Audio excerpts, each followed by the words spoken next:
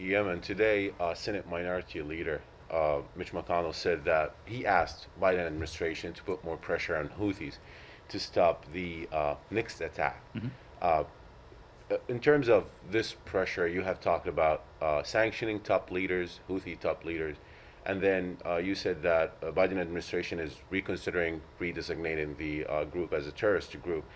Can you update us on both aspects of this, and also, if that possible, to connect that to what has been happening in Vienna, because he pinpointed that Iran basically is responsible for the latest two ballistic missiles were launched to Abu Dhabi.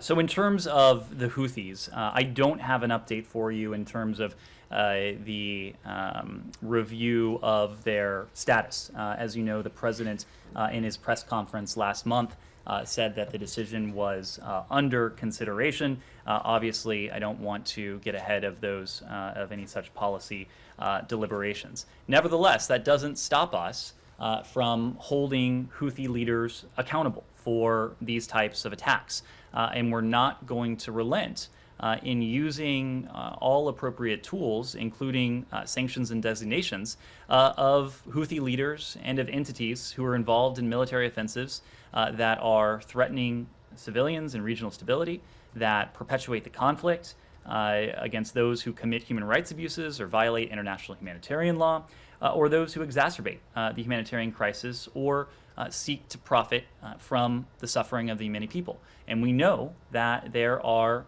Houthi leaders who have done precisely those things. We have held many such Houthi leaders to account using these authorities. And again, we're not going to relent in doing so.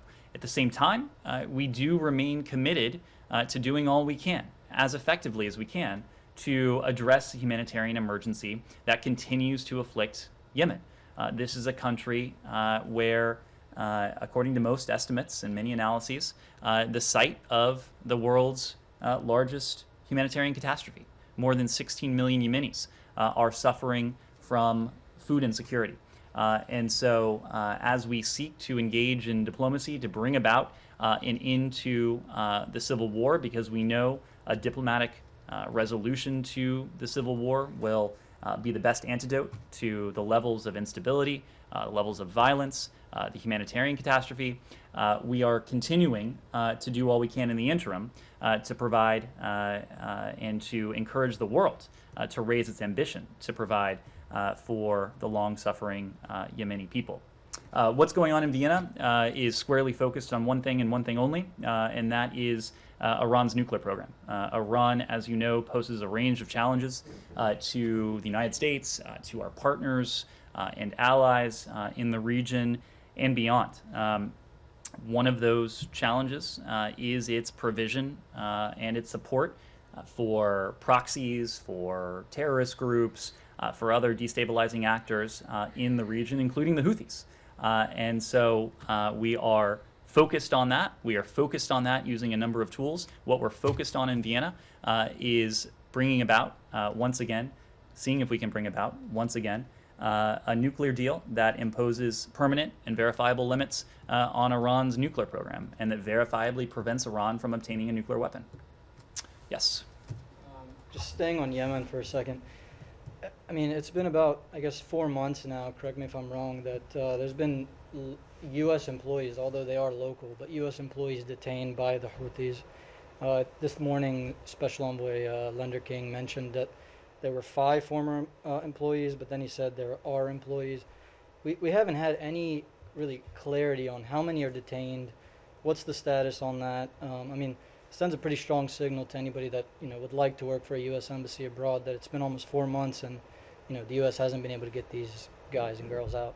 What should also send a very strong signal is that we have been and we will be unceasing in our efforts to secure the release of our Yemeni staff in Sana'a. As you heard from the Special Envoy, there are several who remain detained, and we are going to continue to be unceasing, unrelenting in our diplomatic efforts to see them released. You mentioned Special Envoy Linder King on NPR this morning. He also noted the fact that the fact that the Houthis continue to hold these individuals, our local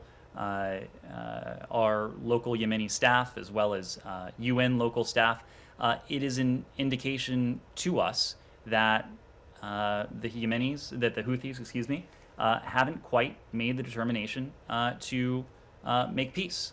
They have not quite made the determination to the path of diplomacy.